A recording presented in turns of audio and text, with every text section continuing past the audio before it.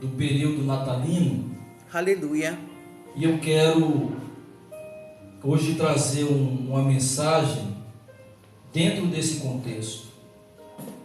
Eu quero que você abra a tua Bíblia, por gentileza,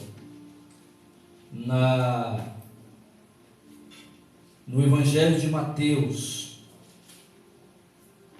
Evangelho de Mateus, capítulo 2. Nós iremos ler do versículo 1 ao versículo 12.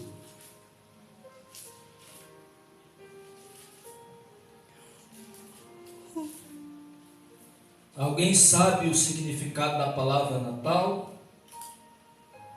Alguém poderia me dizer? Nascimento de Jesus. Não, o significado da palavra. Natal quer dizer nascimento ou aniversário. Amém? Cadê a sua Bíblia, samurai? Isso, meu irmão. Bíblia na mão. Posso ler, filhos? Amém. Amém. Pode ler. Tendo Jesus nascido em Belém da Judéia, em dias do rei Herodes, eis que vieram alguns magos do Oriente a Jerusalém e perguntavam onde está o recém-nascido rei dos judeus, porque vimos a sua estrela no Oriente e viemos para adorá-lo. Tendo ouvido isso, alarmou-se o rei Herodes e com ele toda Jerusalém. Então, convocando todos os principais sacerdotes e escribas do povo, indagava deles onde o Cristo deveria nascer. Em Belém da Judéia, responderam eles, porque assim está escrito por intermédio do profeta. Esse profeta é o profeta Oséias. Amém? Amém. E tu, Belém, terra de Judá, não és de modo algum a menor entre as principais de Judá, porque de ti sairá o guia que há de apacentar o meu povo Israel. Com isto, Herodes, tendo chamado secretamente os magos, inquiriu deles com precisão quanto ao tempo em que a estrela apareceu. E enviando-os a Belém, disse-lhes: Ide informar-vos cuidadosamente a respeito do menino. E quando tiverdes encontrado, avisai-me para eu também adorá-lo.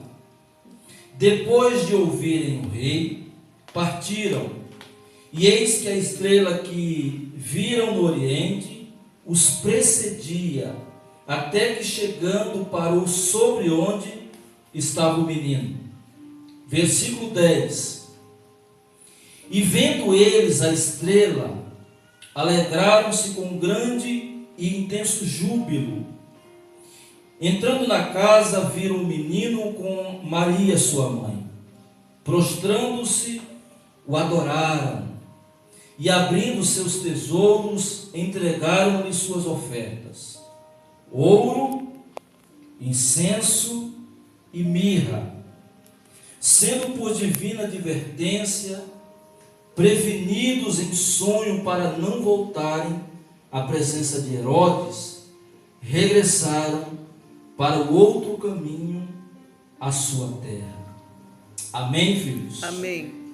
Irmãos, vamos começar pelo fim, para nós realmente entender. Hoje eu não vou falar, não vai dar tempo de falar de São Nicolau, mas nós teremos uma base rasa daquilo que é o Natal. Natal, como eu expliquei, Natal, essa palavra Natal quer dizer nascimento ou aniversário de alguém. Dentro desse texto, nós vamos ver vários pontos aonde tiraremos conclusões que os nossos pais na fé, do primeiro ao 10º século, eles erraram na perspectiva do Natal. Por quê? Porque até hoje eu não estou trazendo aqui, por exemplo, um embasamento para que não venhamos comemorar o Natal dia 25. Porque o Natal, meu irmão, é uma festa que na cultura brasileira ela está encaixada, inserida dentro do calendário. Nós estamos numa igreja muito aberta, onde temos essa liberdade, esse amadurecimento cristão de discernir aquilo que é certo, aquilo que é errado, mas pelo menos para que você tenha uma ideia do porquê e como aconteceu essas datas festivas e comemorativas. Bem antes de Cristo, bem antes do Senhor vir em carne, havia na cultura romana duas festas. Eu quero que você guarde bem isso. A primeira festa era chamada festa da Saturnália. Repita comigo. Não precisa repetir, filhos. Festa da Saturnália. Era uma comemoração que os romanos e gregos faziam para comemorarem o planeta Saturno. Saturnália, Saturno. E eles aproveitavam para fazer essas festas que geralmente eram dia 17 de dezembro até 24 de dezembro, eles comemoravam essa festa chamada Festa da Saturnália. E nessa festa, Henrique, tinha tudo o que você possa imaginar. Tinha bebida, tinha prostituição, tinha oferendas a deuses, inclusive a esse deus chamado Saturno, que eles adoravam o planeta como se fosse um deus. E tinha uma coisa boa nessa festa. Tinha uma coisa que marcou muito esse ensinamento. Dentro dessa festa, que começava dia 17 de dezembro no calendário deles, e ia até o dia 24 de dezembro, tinha também a parte da generosidade, aonde os senhores, aqueles homens ricos, eles faziam uma festa não só para adorar Saturno, mas eles juntavam os seus empregados, os seus servos, e eles se faziam de servos, os próprios senhores. Ali eles se vestiam de servos, ali eles davam um presente, ali eles preparavam um banquete para os seus empregados, e ali eles trocavam os papéis. Se fosse hoje era tão gostoso. Olha, irmão, eu quero fazer essa festa com vocês e faço desde o início desse ministério. Eu estou aqui para servir, eu não estou para ser servido. Mas por que só nessa época, de 17 de dezembro até 24? A história não fala, mas era uma festa onde era regada de muitas adorações a esse Deus chamado Deus Saturno, que é o planeta Saturno. Não é de agora que as pessoas adoram, veneram o sol, a luz. Isso é muito antigo, meu irmão. Isso é desde o começo do mundo. Então essa festa tinha algo bom que marcava toda essa confraternização entre senhores e servo. É mais ou menos, não vou comparar, mas essa data que nós estamos hoje, esse mês de dezembro, é um mês que me traz um pouco de tristeza, porque também é um mês da falsidade, da hipocrisia. Já pensou um servo, um escravo, um mordomo, um empregado, passar o ano todo servindo ao seu senhor? A maioria não era assalariado, mas só nessa data, por causa da veneração a Saturno, é que eles faziam esse tipo de premiação, mais ou menos, entre aspas. E quando chegava no dia 24, eles emendavam, na véspera que hoje, o dia 24 é a véspera do Natal, né? 25 é o dia da comemoração do nascimento do Rei dos Reis e Senhor dos Senhores. Amém. Quando chegava à meia-noite, entre o dia 24 de dezembro para o calendário do dia 25, eles já emendavam outra festa, que era chamada a festa da Brunália. Está aqui, eu até escrevi para não esquecer. Brumália, que era o nascimento, né? Eles esperavam da meia-noite às 6 da manhã, eles esperavam o sol nascer, e ali eles se prostravam diante do sol para adorar o invicto, o Deus Sol. E isso ficava marcado. Aí quando foi, irmãos, no quarto século, não sei se vocês sabem, o fundador do catolicismo, chamado Constantino. Alguém já ouviu falar desse homem? Constantino viu que ele era um cristão, mesmo com as suas místicas, mesmo com as suas adorações a algumas imagens. Ele viu que estava tudo errado. Ele falou: como é que nós, como cristãos, podemos se prostrar diante de um sol, sendo que eu, como cristão, creio que o sol foi criado pelo próprio Deus de todas as coisas? Então nós não iremos mais comemorar esse tipo de festa. Glória Aí a o que Deus. ele fez? Vocês imaginam? Ele falou: não, vamos comemorar o nascimento daquele que é dono de todas as coisas, o nascimento do Filho de Deus. Porque ele fala: olha, nós não iremos adorar o sol que brilha, nós iremos adorar aquele que é o sol da justiça. Glória a Deus. E ele tira esse embasamento, ele tira da própria escritura. Aleluia. Ele tira de Malaquias. Vamos lá para Malaquias. Glória a Deus. Porque ele era um cristão já transformado e sabia que aquela adoração, aquela festa, o que vinha na mente dele? O que vinha na mente de Constantino? Como é que nós podemos falar que essa festa é uma festa cristã se está regada a bebidas, a prostituição e a coisas ilícitas?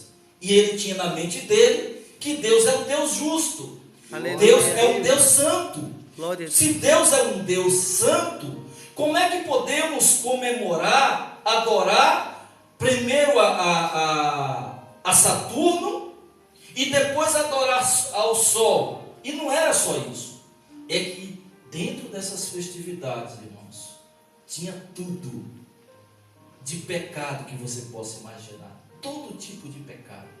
Principalmente o pecado da sensualidade e da sexualidade. Porque era natural essas festas. Essas festas pagãs, o sexo era livre.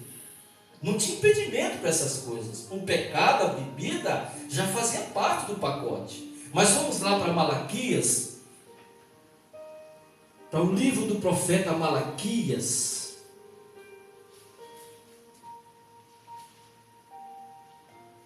Isso.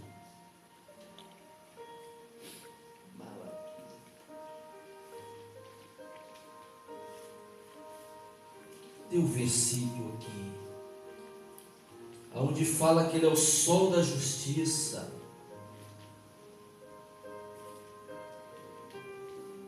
Versículo 2 do capítulo 4 de Malaquias.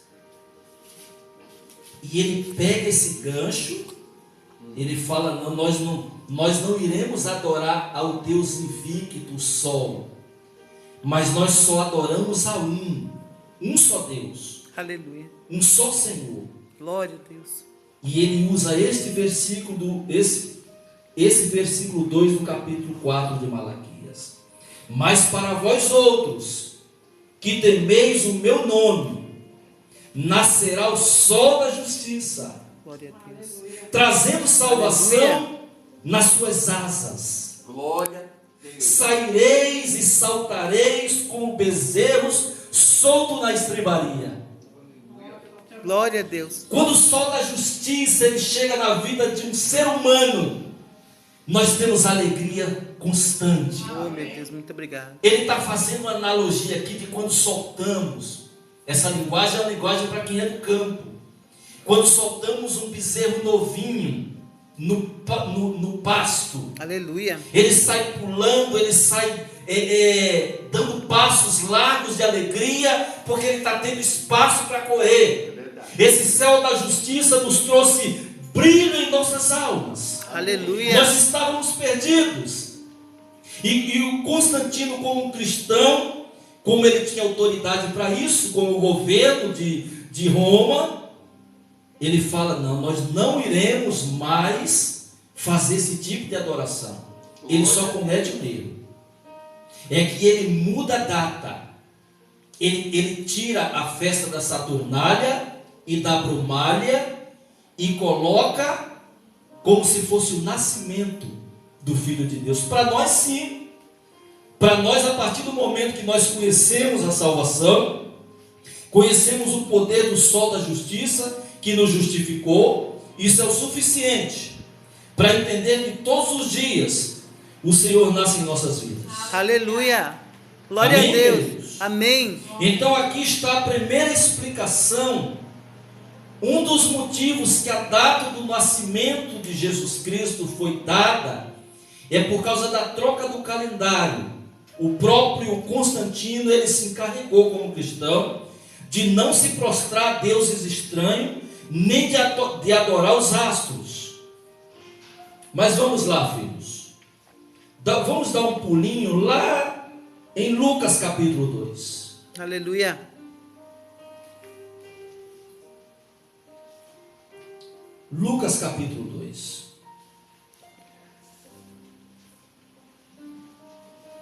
Para nós termos uma ideia de que realmente Jesus não nasceu dia 25 de dezembro. A primeira eu já passei para vocês qual eram as festas comemoradas em Israel. Mas vamos para Lucas capítulo 2. Iremos ler do versículo 8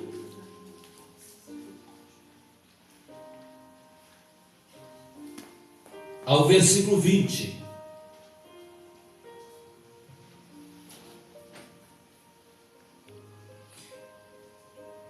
Havia naquela mesma região pastores que viviam nos campos e guardavam seu rebanho durante as vigílias da noite. E o anjo do Senhor desceu aonde eles estavam, e a glória do Senhor brilhou ao redor deles. Olha que privilégio, irmãos. E ficaram tomados de grande temor. O anjo, porém, lhe disse: não temais, eis que vos trago boas novas de grande alegria, que o será para todo o povo. É que hoje vos nasceu na cidade de Davi o Salvador, que é Cristo, o Senhor, Cristo o Senhor. E isto vos servirá de sinal. Encontrareis em uma criança envolta em faixas e deitada em uma manjedoura.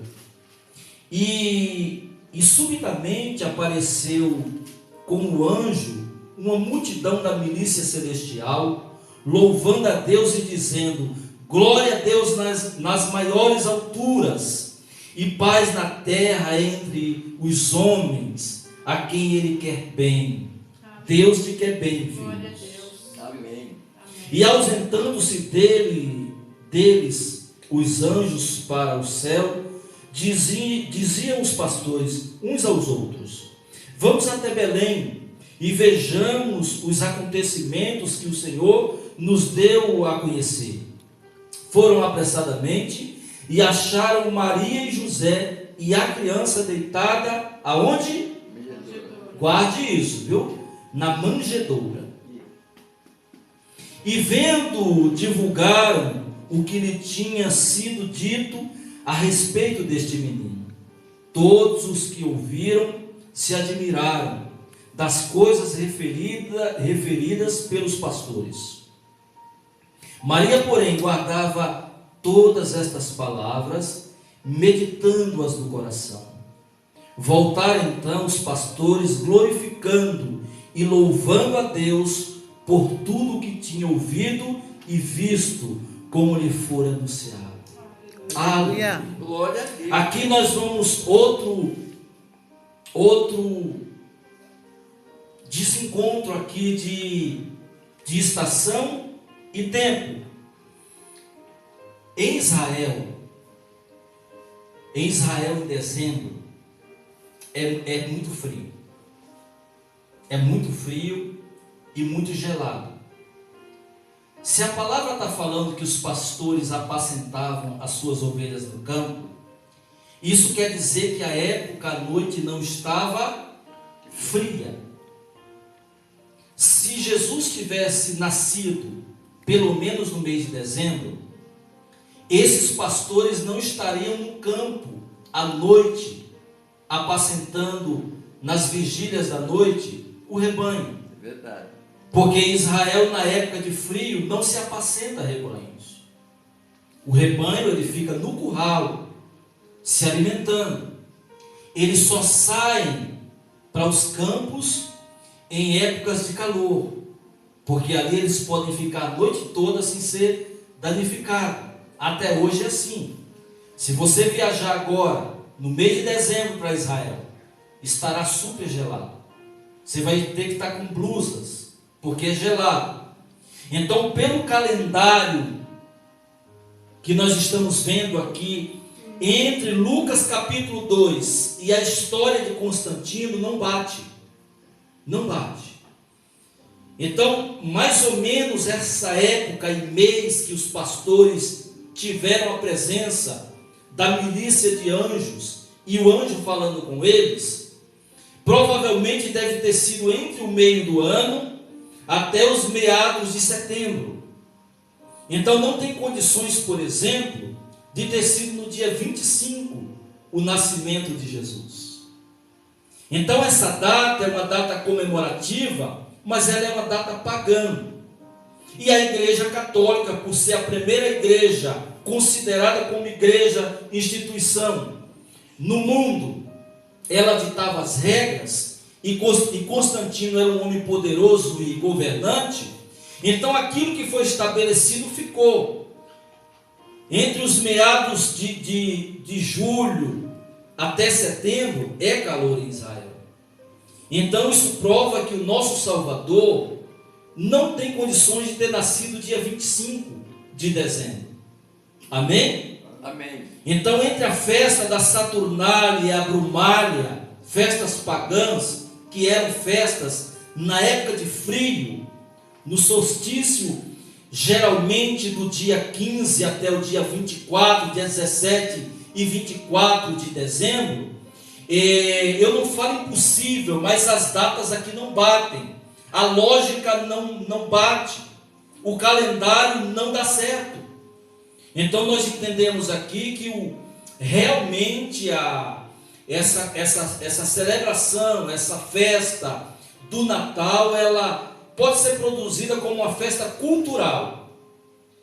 Nós podemos até se vestir de Papai Noel, podemos dar presente, podemos comemorar sim o Natal, podemos comemorar porque é uma data maravilhosa. Nós temos aí os nossos familiares, dentro do nosso coração nós sabemos que o Salvador, ele nasceu, ele morreu, ressuscitou, está entre nós. Aleluia. Hoje. Isso é o suficiente, Glória a Deus. mas isso é para quebrar as lendas. Isso, irmão, esse tipo de ensinamento é para que você repasse para outras pessoas. Aleluia. Tem pessoas que pensam realmente que Jesus nasceu no dia 25 de dezembro. E pelo evento que nós estamos vendo em Lucas 2, com o calendário das festas pagãs, fica muito desencontrado de uma data para outra. Até aqui está tudo bem? Sim. Deu para entender? Amém. Alguém já tinha escutado esse tipo de ensinamento? Já tinha sido explicado para vocês? Amém. Vocês estão de parabéns. Agora voltamos para Mateus. capítulo 2.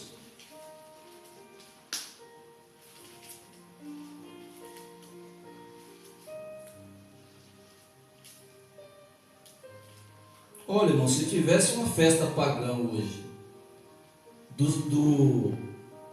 dos empresários estar servindo aos funcionários, olha, o negócio do Natal ia ser diferente, né? O Natal ia ser diferente. Hoje, irmãos, toda a religião, ela preza muito pelo trabalho social. Toda religião, ela destaca muito o trabalho social. E eu quero trazer uma tristeza para o nosso coração. A igreja evangélica, ela está em terceiro lugar, irmãos, na questão social. Nós somos muito fracos nessa questão. Nós ajudamos por interesse. O próprio Senhor Jesus falou que os filhos das trevas, em suas ações, são muito mais prudentes do que os da luz. O que precisamos em nós, irmão, não é sermos religiosos. O que precisamos é ajudar, simplesmente, sem esperar recompensa. Se você for no centro espírita hoje, você se escandaliza, você até pensa que Deus está só lá e não está cá, porque eles são nessa área, eles trabalham pesadamente. Aí nós falamos assim, pastor, mas não tem dinheiro. A igreja evangélica tem. A igreja evangélica é a que mais arrecada fundos. A igreja evangélica, por ano, arrecada bilhões. Bilhões. Eu não estou falando de milhões. Eu estou falando de bilhões. Entre dízimos, ofertas e votos, a classe evangélica está indo para as redes, não está, Zuleika? A classe evangélica, denominada cristã, anualmente, eles arrecadam bilhões. E são poucos trabalhos sociais que está sendo implantado no Brasil. Se a igreja evangélica, junto com a igreja católica, despojassem daquilo que eles têm de melhor nos seus cofres, irmãos, nós teríamos um Natal que não precisaríamos de ajuda do governo. Entre dízimos e ofertas, são toneladas de notas e moedas. Agora a pergunta: para onde vai esse dinheiro? Não me pergunte, que eu não sei. Eu sei o que entra nesse ministério. Nesse ministério, o seu dinheiro, eu sei. Mateus capítulo 2.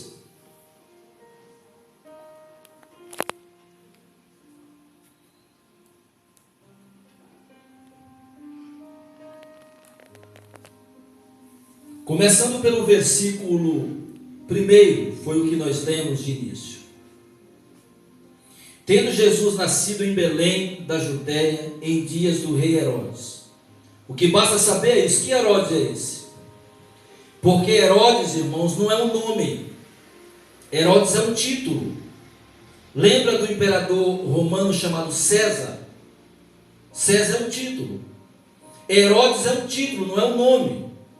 E nessa época, quem operava, na época do nascimento de Jesus, era Herodes, chamado Herodes o Grande. E diz a palavra que Jesus nasce nos dias do rei Herodes. Só para trazer aqui como pano de fundo, eu vou explicar quem foi Herodes. Herodes foi o rei que matou a própria mulher, Mariana. Ele casou 9 vezes.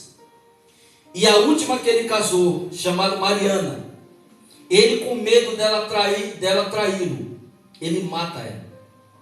Herodes matou os 2 filhos enforcados, porque estavam ameaçando de tomar o trono dele. Herodes matou a sua sogra, quando ficou sabendo que ele tinha matado os seus cunhados. Ela tentou correr para o Egito e forjou um velório. Quando ela está saindo dentro do caixão, a face é descoberta. E ele manda matar a sogra. Esse é o homem, Herodes o Grande, terrível. Imagina esse homem agora tendo o seu trono ameaçado por um rei desconhecido, que ele nem sabia, mas que estava vendo falar um boato que tinha nascido o rei dos judeus, aquele que salvaria a humanidade. E esse homem agora fica sabendo dessa notícia. Mas vamos ver o tipo de planos que ele tem. Vamos para o texto. Já pensou em mandar matar a própria mulher? Quem ameaçasse o trono dele, ele mandava aniquilar.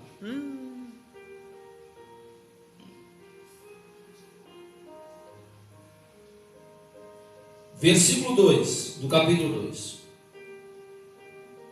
E perguntavam,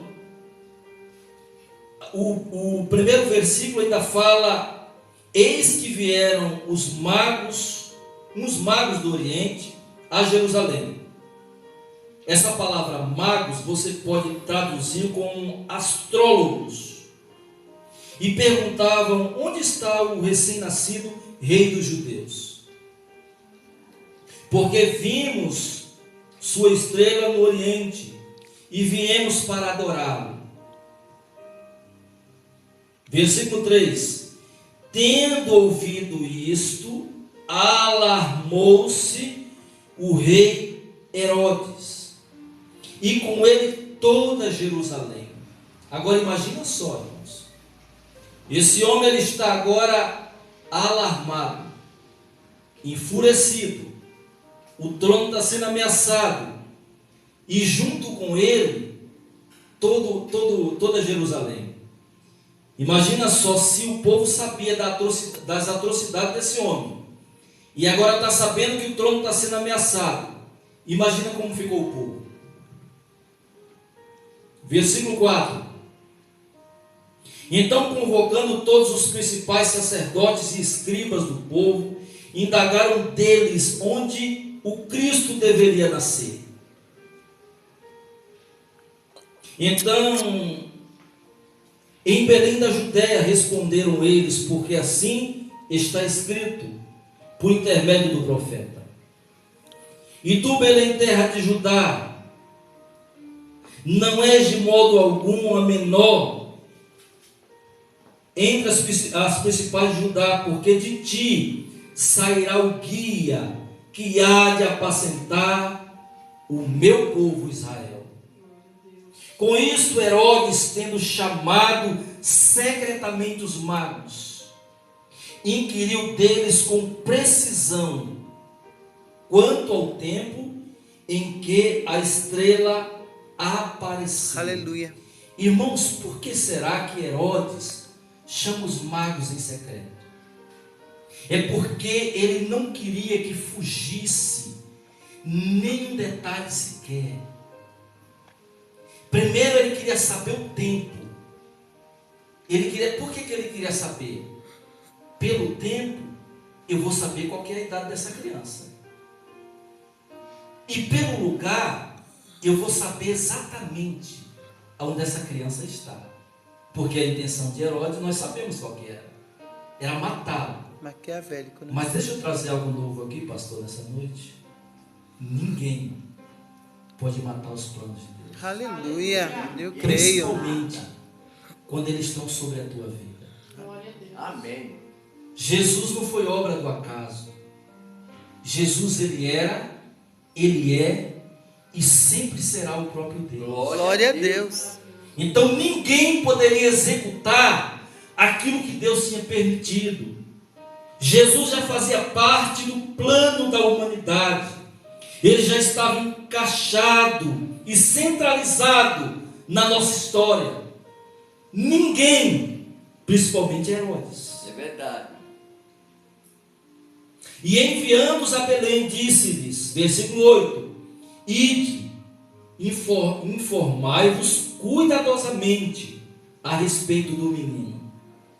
E quando tiverdes encontrado, avisa-me, para eu também adorá-lo. Que adoração. Olha só. É a adoração desse cara. Olha as astúcias deste homem maligno. Geralmente, irmãos, desde que Jesus nasceu, Satanás sempre usou planos malignos para interferir no plano de Deus. Mas Satanás, ele não dá um passo sequer se o nosso Criador não permitir. É verdade. Ele só caminha uma légua se Deus falar para ele andar. Então eu quero falar nessa noite que o plano de Jesus sempre foi perfeito. Amém. Aquele que criou o universo agora vem e habita no ventre humano. Aleluia. Aquele que criou o universo não nasceu em berço de ouro, não nasceu numa cidade luxuosa, Glória a Deus. não nasceu na capital, não nasceu na Judéia, não nasceu nos palácios dos sacerdotes, não nasceu vizinho do templo de Jerusalém. Ele nasce num lugar simples e humilde. Aleluia. E aqui vai uma lição para os pregadores da prosperidade, aqueles que pregam que tem que ser rico para ser crente. Eu quero falar que a maior riqueza já foi entregue pelo dom da graça. Aleluia. Através do próprio Deus, Glória a dando Deus. Jesus, o seu filho, Aleluia. para morrer e ressuscitar no nosso lugar. Aleluia. Aleluia. Glória a Deus. Santo teu nome, Jesus. Aleluia. Olha, fala do tal menino que eu preciso também adorá-lo, viu? Preciso adorá-lo. Vocês me comuniquem os detalhes, me falem onde está.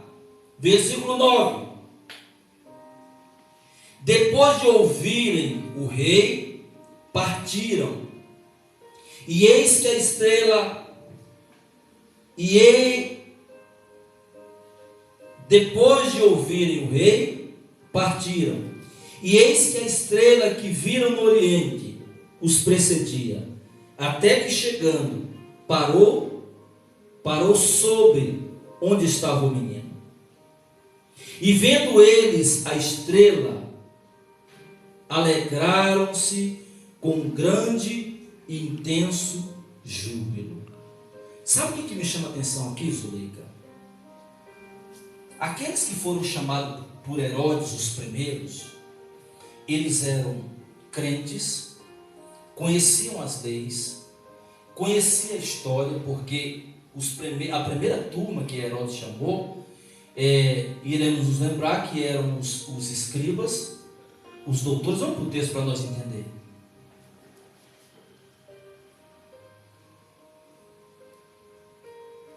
No versículo 4. Então, convocando todos os principais sacerdotes e escribas. Quem que eram esses? Os feras. Aqueles que tinham uma mente evoluída. Aqueles que tinham uma palavra. Eles sabiam, eles conheciam, as escrituras falavam do nascimento de Cristo. Mas eles não deram a mínima. Conheciam a palavra, mas estavam vazios de Deus. E eu conheço muitos assim. Fizeram pouco caso. Era como se Jesus não fizesse parte da história deles.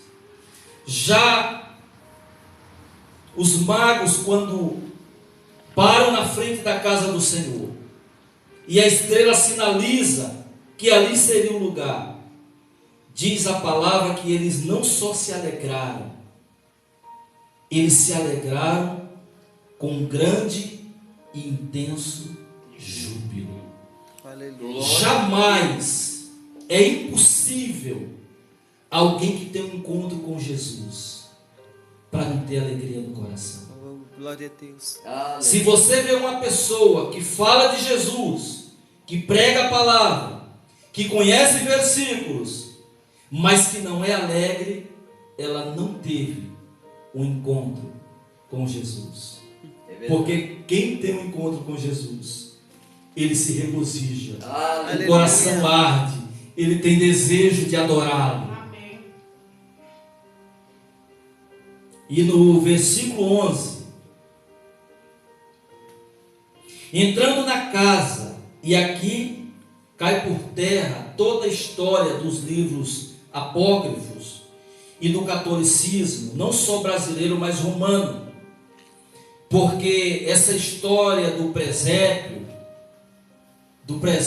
com os 3 reis magos, o texto aqui vocês viram falar que eles eram rei, vocês viram falar que eram 3, Não.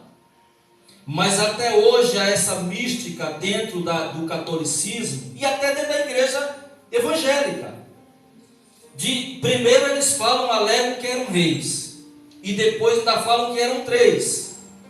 E fazem aquele desenho do menino Jesus numa manjedoura, do lado um jumentinho, de um lado um casal, como se representasse Maria e José, e os magos, os reis magos entregando as 3 ofertas, e isso é uma mística, isso é uma mentira.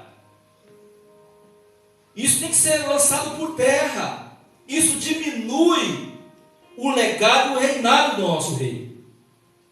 Aqui ele já estava reinando ao ponto dos anjos e avisarem aos pastores lá no campo, trazendo boas novas. Os anjos naquele momento fizeram festa nos céus.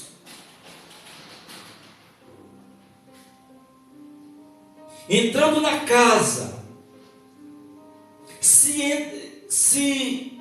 eles entraram na casa, isso quer dizer que ele não estava mais Não tinha manjedoura. Não tinha manjedoura. E aproximadamente a idade dele estava entre 2 a 3 anos. É só nós lermos aqui, desce um pouquinho para o versículo 16, do mesmo capítulo de Mateus.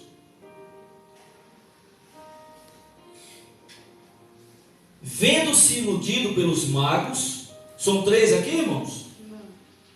Vendo-se iludido pelos magos, enfureceu-se Herodes grandemente e mandou matar todos os meninos de Belém e de todos os seus arredores, de 2 anos para baixo, que era a idade que ele tinha na mente mais ou menos, que era a idade que os magos viram a estrela, do lugar que eles estavam até chegar em Belém.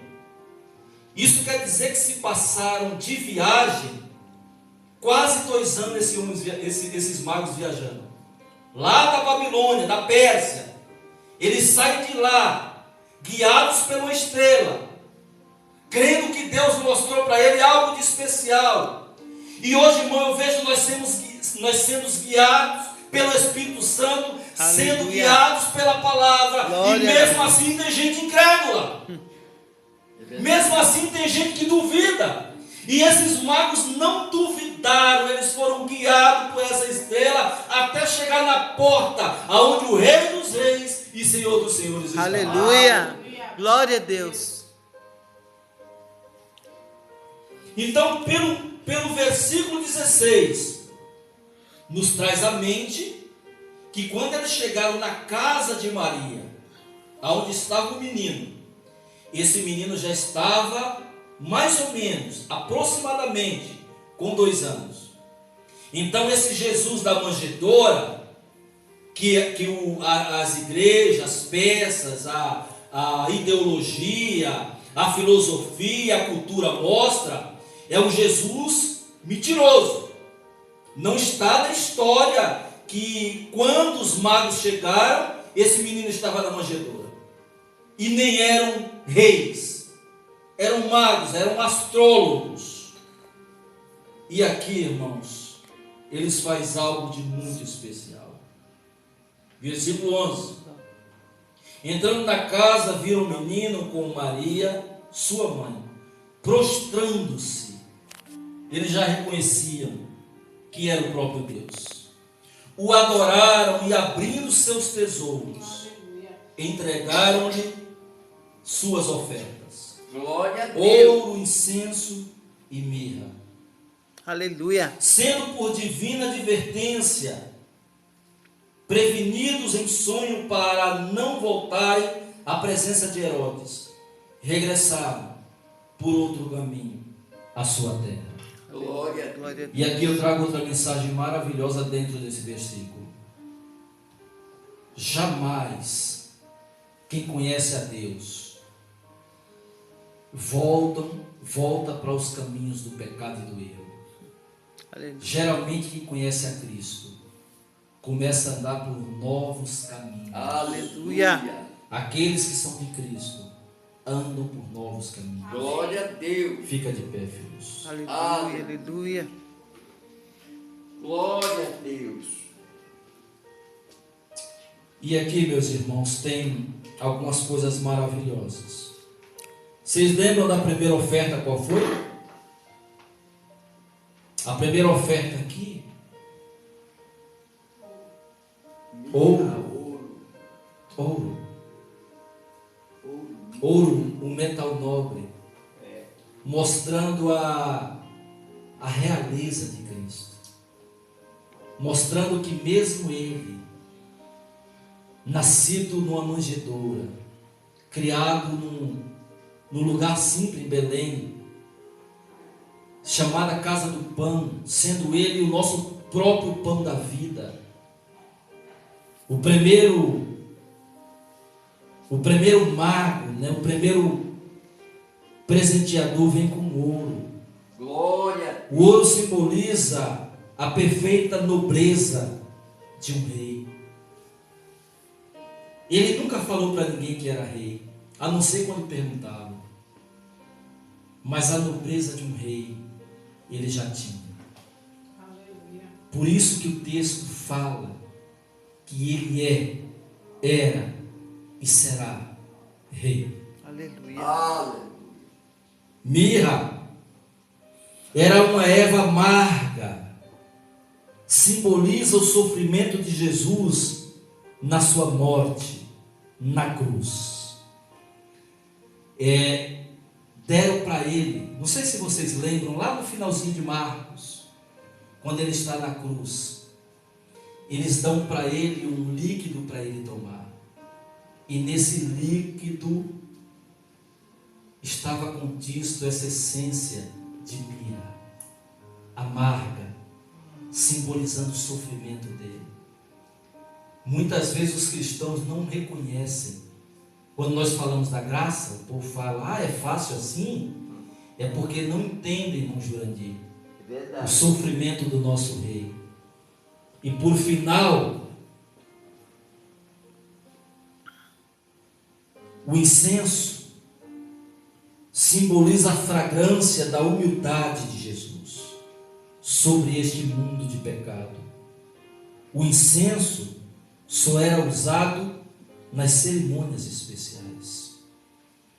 Sabe, irmãos, nós, quando observamos tudo isso, quando ele morre na cruz, quando ele nasce, nós já fazemos parte de tudo isso aí. Aleluia. Feche os teus olhos, filhos.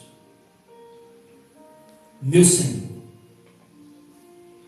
diante da tua realeza, diante de tantas maravilhas, nós não queremos aqui, meu Deus, se apegar em datas, em questões religiosas, mas tu és, ó Senhor, o sol da nossa justiça. Aleluia. Glória a Deus. Verdade. Nós entendemos que todo o projeto, desde Maria até a tua infância, fazia parte, meu Deus, de uma história que ficava marcada no mundo inteiro. Para nós, o Senhor nasceu no dia que nós estendemos as nossas mãos Glória a Deus. e confessamos o Senhor como único e suficiente em nossas vidas. A nossa comemoração é quando nós estamos aqui nesta noite, com os nossos corações quebrantados, com a nossa vida diante de Ti. E a nossa maior alegria e regozijo é saber que o Senhor vem, o Senhor voltará. E nós estaremos preparados, ó Senhor. Então cuida da nossa mente, cuida do nosso coração Sim, meu Pai. e nos dá entendimento, Senhor. Para que jamais, ó Senhor, nós venhamos largar, virar as costas para aquele que um dia deu a sua própria vida em favor das nossas vidas. Verdade. Adoro esse Deus Aleluia. maravilhoso. Aleluia. Glórias a Deus.